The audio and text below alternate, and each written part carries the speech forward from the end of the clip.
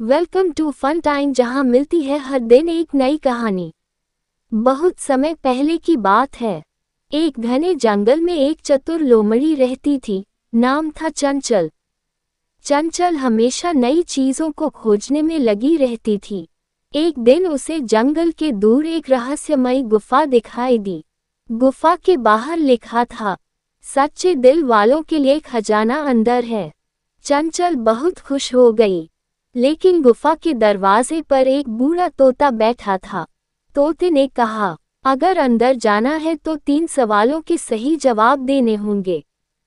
चंचल ने हिम्मत दिखाई और कहा, पूछो सवाल।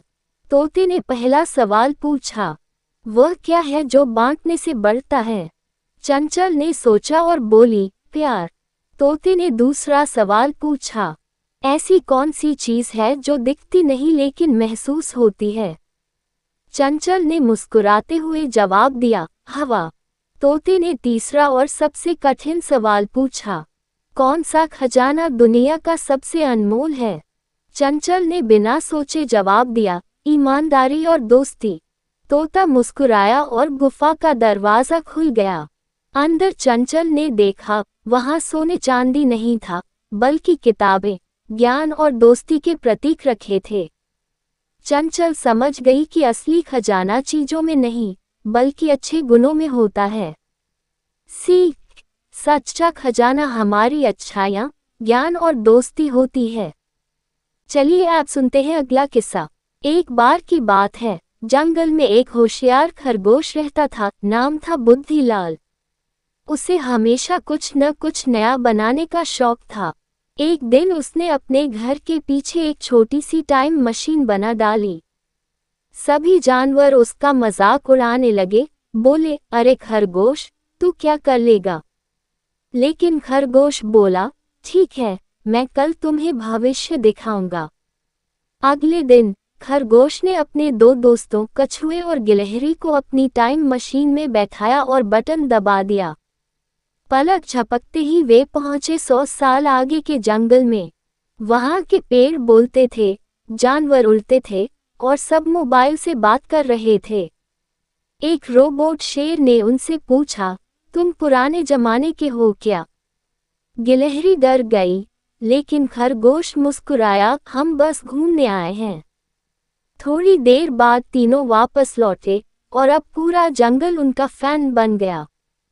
सब कहने लगे, बुद्धिलाल, तू तो सच में जीनियस है। सीख, नया सोचने और करने वालों का मजाक पहले उड़ाया जाता है, लेकिन वही आगे चलकर दुनिया बदलते हैं। चलिए आप सुनते हैं अगला किस्सा।